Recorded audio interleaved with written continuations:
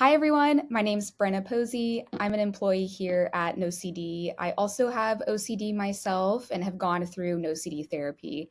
I've seen just how much ERP has changed my life, and now I want to talk about it and to share that and to bring up more awareness to OCD. Feel free to check out our Instagram page. It's at Treat My OCD. I help run that page. I also run our Wednesdays Instagram Q&As where you guys can ask any questions you want about OCD, and I'll try to answer them via video back on our stories and from the perspective of lived experience with OCD. Now, let's get into the YouTube video. The first thing that people may not know about OCD and living with it is that OCD is not just about being clean, organized, or tidy. Now, I know that media really portrays OCD as that sometimes, and it's really important that we talk about it and what OCD can look like because it's not always about being clean, organized, or tidy. So, in my life, I'm a pretty particular person. I like things a certain way. I'm a pretty clean, tidy person, but that has absolutely nothing to do with my OCD. Think you can be particular about things and be clean. And a lot of those people that are like that don't have OCD at all. They just like things a certain way. So I think it's important to realize that you can be clean, tidy, organized, and you just may not have OCD. You just like things a certain way. So, and maybe some people's OCD, it's centered around being clean and tidy, and they may have intrusive thoughts about that, which could definitely be OCD. But a lot of people's OCD has absolutely nothing to do with being clean, tidy, or organized. The second thing that people may not know about living with OCD is that OCD can be invisible.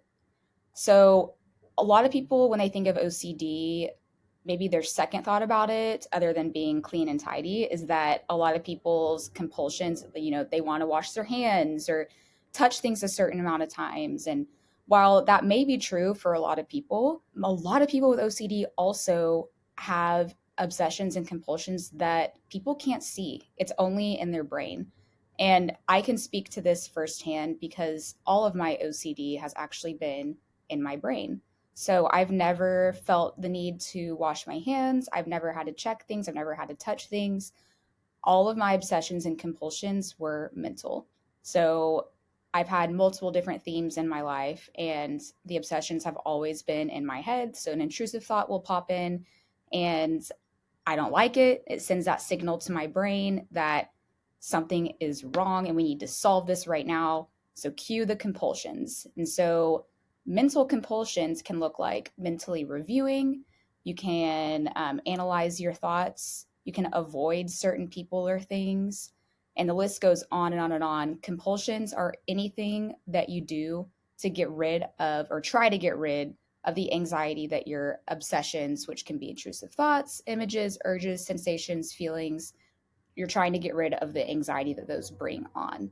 And a lot of times, unfortunately, the compulsions can be mental, which can be hard to, really realize what you're doing, since it's in your brain. I remember whenever was doing ERP therapy with NOCD, I was told to, really recognize at first when I was getting my intrusive thought and what I was doing all day to try to get rid of it. And what I was trying to do were my compulsions. So I'd write it down so I could make a mental note and a physical note that like what I was trying to do to get rid of my obsessions. And those were my compulsions, which was actually really helpful because, a lot of people are like, I just have this 24/7 anxiety. It feels real. I don't know what I'm doing. I need help. And one of the biggest tips I can give as a person living with OCD is to recognize your compulsions, mental or physical. And you just have to be able to recognize what you're doing to try to get rid of the anxiety that you're feeling. Whether it be mine, where I would review my past a lot. So I'd review situations, I would analyze and test certain thoughts and see how I was feeling based off of, exposing myself to those thoughts. And I would test my feelings. And so it's important to realize what you're doing And then as you go on through therapy, you can try to resist those compulsions, those mental compulsions. And over time, your brain realizes that you are strong enough to handle the anxiety that these obsessions bring on. And we don't need to perform these compulsions because the compulsions are actually the things that keep you stuck in the OCD cycle. The third thing that people may not realize about living with OCD is that OCD can be a lot more debilitating than people think. So when people think of intrusive thoughts, they think of, okay, a thought pops in your brain, it's scary, and then you just go on living your day. And unfortunately, that is not the case for many people, including myself. Whenever I have an OCD episode, it is all day consuming. I feel like I'm out of control. I don't know why I'm having these thoughts. It's my body is fight or flight mode 24/7. And a lot of times for people, that can lead to depression. It can lead to people not wanting to leave their bed because the anxiety is just too much. And then, you realize that, okay, now I'm working with OCD and now depression. I want to stop here because I experienced that, but not everyone may experience that. But if you do, please know that you're not alone and it doesn't make you less likely to recover and to live a fulfilling life. So I want to say that because I became depressed, I became even more anxious with my OCD. And so I really had to combat all of those things in therapy. And once I realized how to manage my OCD symptoms, I realized that my anxiety and depression also subsided whenever my OCD did as well. The fourth thing that people may not realize about living with OCD is that behavioral therapy or exposure response prevention therapy can be hard, but it changes the way that you see your obsessions, which ultimately can help everything with your OCD. I think one thing that's important to realize is that everyone has intrusive thoughts. Every single person has intrusive thoughts, probably daily.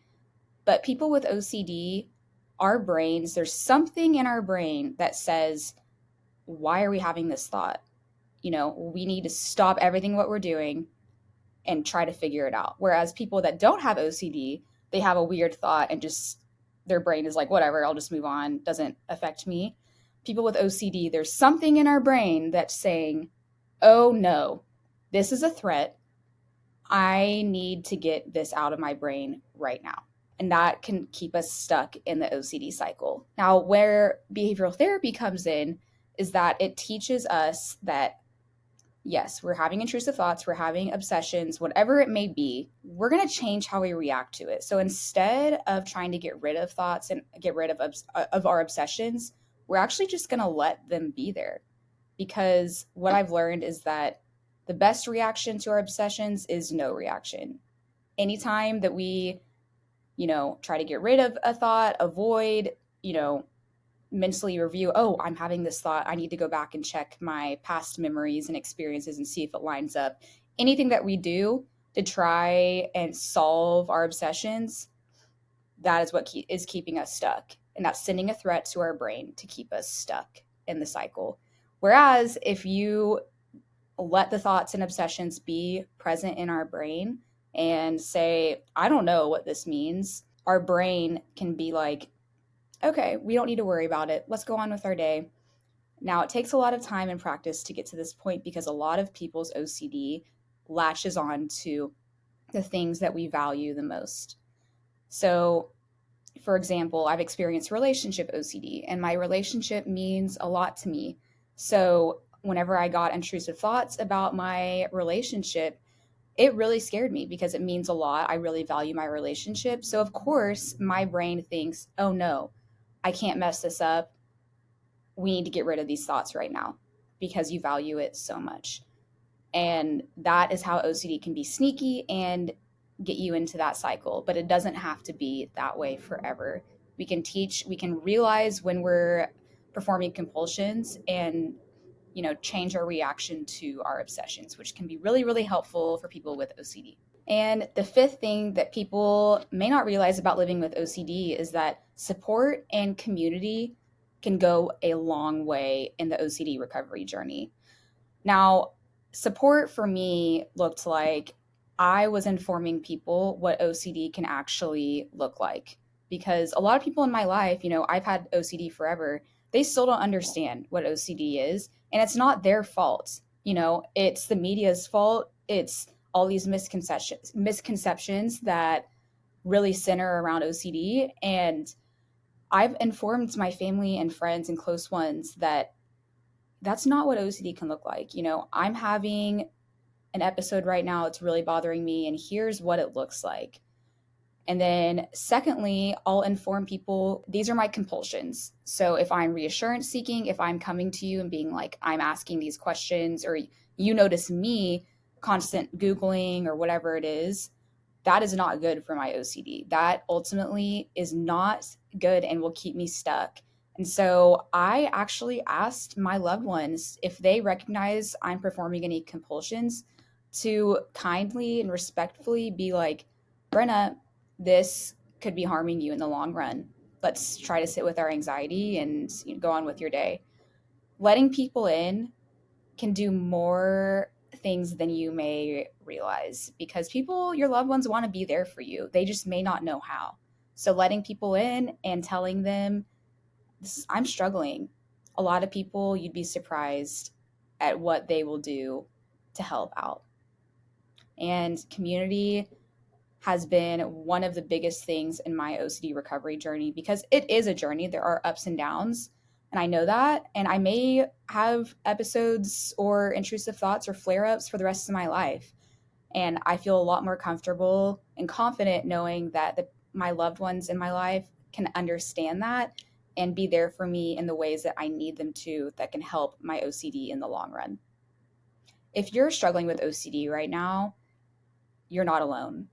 Please know that you can go to NOCD.com and book a free 15-minute call with our team. Our team is excited to get to know you and potentially teach you more about ERP and to set you up with a therapist in your area that can provide ERP therapy. If you're ready to take that first step, please give us a call. Can't wait to talk to you.